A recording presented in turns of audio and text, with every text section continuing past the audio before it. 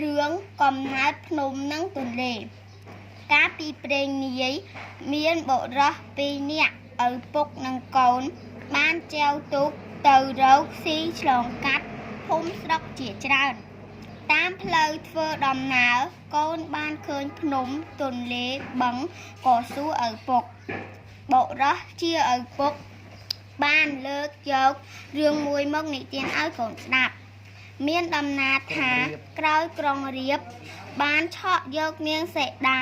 ទៅបាត់ព្រះរាមរួមដំណើរជាមួយព្រះលក្សណ៍ជាប្អូននិងមានហនុមានជាសេនាទៅតាមយកនាងសីតាមកវិញពេលទៅណាមកណាព្រះរាមតែងយកព្រះខ័នទៅតាមខ្លួនជាប់ជានិច្ចដោយធ្វើដំណើរវែងឆ្ងាយព្រះរាមកាន់ព្រះខ័នយូរពេកទៅក៏រួយដៃលោកក៏អស់ព្រះខ័នពេលព្រះរាមអស់ព្រះខ័នចុងវាឆោតព្រះធរណីជាពីរប្រេះជាពីរខ្លាចជាស្ទឹងទន្លេរហូតដល់សព្វថ្ងៃអស់រយៈពេលជាច្រើនថ្ងៃព្រះរាមនិងអ្នករួមដំណើរបានទៅដល់មាត់សមុទ្រដ៏ធំមួយនៅត្រើយម្ខាងនៃសមុទ្រគឺនគរលង្កាព្រះរាមបានត្រាស់បង្គាប់ឲ្យហនុមានធ្វើថ្នល់កាត់សមុទ្រដើម្បីឆ្លងទៅយកនាងសីតាមកវិញហនុមាន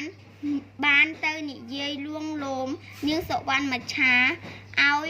នាំពួកត្រីជួយជញ្ជូនថ្មរៀបគ្រឹះថ្នល់នៅបាតសមុទ្រឯហនុមានបានយកដី